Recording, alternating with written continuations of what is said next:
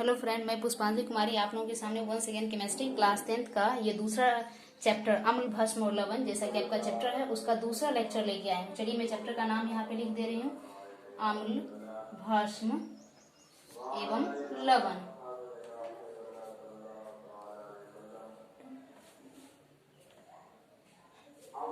अम्ल भस्म और लवण, इसमें हम लोग देखने का प्रयास करेंगे आज आर्हेनियस के द्वारा अम्ल और भस्म की परिभाषा क्या दी गई है। आर्हेनियस ने क्या कुछ कहा था अम्ल और भस्म के बारे में। तो चलिए सबसे पहले अम्ल के बारे में देख लेते हैं। अम्ल जिसे इंग्लिश में एसिड कहते हैं। आर्हेनियस ने कहा था कि अम्ल वैसे पदार्थ होते हैं जो जल में घुलकर H+ आयन देते हैं, मतलब हाइड्रोजन आयन देते हैं। उदाहरण के लिए हम बात करते हैं HCl हाइड्रोक्लोरिक एसिड, इसे हम जल में घुलाते हैं, H2O में घुला दिए तो H+ और Cl- दे दिया। इसी तरह HNO3 इसे नाइट्रिक अम्ल कहते हैं। HNO3 नाइट्रिक अम्ल, इसे जब जल में घुलाते हैं तो H+ और NO3- नाइट्रेट हो गया माइनस। इसी तरह H2SO4 सल्फ्यूरिक एसिड, और सल्फ्यूरिक एसिड को जब हम जल में घुलाते हैं H2O में तो 2H+ और SO4 2- देता है। इसी तरह एसिटिक एसिड CH3COOH की बात करते हैं। एसिटिक एसिड, इसको जब जल में घुलाते हैं तो यह H+ और CH3COO- एसिटेट माइनस और H+ देता है। इसी तरह H2CO3 इसे कार्बोनिक एसिड कहते हैं, जो सोडा वाटर में होता है। इसमें जब जल मिलाते हैं तो 2H+ और CO3 2- कार्बोनेट माइनस आयन हो गया। इसी तरह फॉस्फोरिक एसिड H3PO4 की बात अगर हम करते हैं, इसमें जब जल डालते हैं तो 3H+ और PO4 3- तो हम ये देख रहे हैं कि आर्हेनियस एक साइंटिस्ट था, उसने बताया कि अम्ल वैसे पदार्थ होते हैं जो जल में घुलकर H+ आयन देते हैं। यानी इसमें जितना भी H था वो सारा H अलग हो गया, और जिसमें क्लोराइड था, नाइट्रेट था, सल्फेट था, एसिटेट था, कार्बोनेट था, फॉस्फेट था, ये सभी भी अलग हो गया माइनस के रूप में। तो ये अम्ल होता है आर्हेनियस के अनुसार।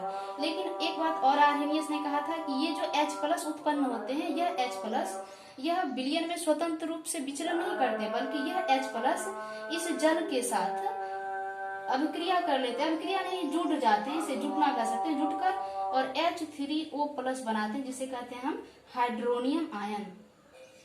Hydronium ion. इतनी बातें आप लोगों को समझ में आ गई होगी, यहाँ तक में कोई प्रॉब्लम नहीं है। अब आगे हम देखते हैं भस्म क्या है। तो भस्म के बारे में आर्हेनियस ने कहा था कि भस्म वे पदार्थ होते हैं जो जल में घुलकर हाइड्रोक्साइड आयन का मतलब OH- आयन देते हैं। उदाहरण के लिए अब हम एग्जाम्पल ले लेते हैं NaOH, इसे हम सोडियम हाइड्रोक्साइड कहते हैं। इसको जब हम जल में घुलाते हैं यानी H2O में तो यह Na+ और OH- में विभक्त हो जाता है। इसी तरह दूसरा एग्जाम्पल हम पोटेशियम हाइड्रोक्साइड KOH का ले लेते हैं। इसे जब जल में हम घुलाते हैं तो पोटेशियम+ और OH- अलग हो जाता है।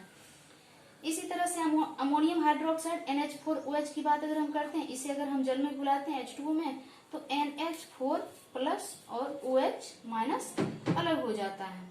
इसी तरह कैल्शियम हाइड्रोक्साइड की बात अगर हम करते हैं तो कैल्शियम Ca2+ और OH2- अलग हो जाता है। तो हम देख रहे हैं कि ये सभी भस्म है, और आर्हेनियस ने कहा था कि भस्म वे पदार्थ होते हैं जो जल में घुलकर, यहाँ H2O छूट गया, जल में घुलकर क्या करते हैं OH- देते हैं। हम सब में देख रहे हैं OH- को हाइड्रोक्साइड आयन कहते हैं।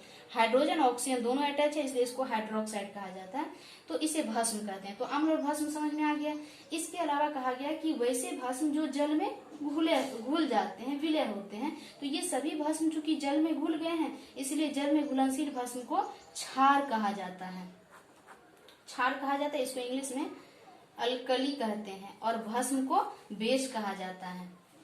अब आगे बात करते हैं उदासीनीकरण की बात करते हैं। उदासीनीकरण अभिक्रिया, उदासीनीकरण अभिक्रिया की बात करते हैं। तो उदासीनीकरण अभिक्रिया में आप देख चुके हैं कि कोई भी भस्म यदि अम्ल से अभिक्रिया करता है तो वह बना लेता है लवण और जल बनाता है। कैसे बनाता है तो देखिए, यह सोडियम हाइड्रोक्साइड यह एक भस्म है Na+ और OH-, और हाइड्रोक्लोरिक एसिड है, यह भी प्लस और माइनस है, तो इसका प्लस इसके माइनस के पास आ जाता है तो Na+ Cl- हो गया, और इसका माइनस इसके प्लस के पास आता है तो H2O बनता है। यानी कि भस्म और अम्ल या अम्ल और भस्म आपस में अभिक्रिया करके लवण और जल बनाते हैं। इस अभिक्रिया को उदासीनीकरण अभिक्रिया कहते हैं। तो इस पूरी अभिक्रिया के बाद यह विलयन अब ना तो अम्लीय होता है और ना ही भास्मिक होता है। क्यों नहीं होता है? क्योंकि इसमें से अम्ल और भस्म दोनों का गुण गायब हो गया। तो इतनी बातें आपको आज की क्लास में समझ में आ गया होगा। इसको देखिए अच्छे ढंग से, आनंद लीजिए, लाइक शेयर और सब्सक्राइब कीजिए। Thanks a lot.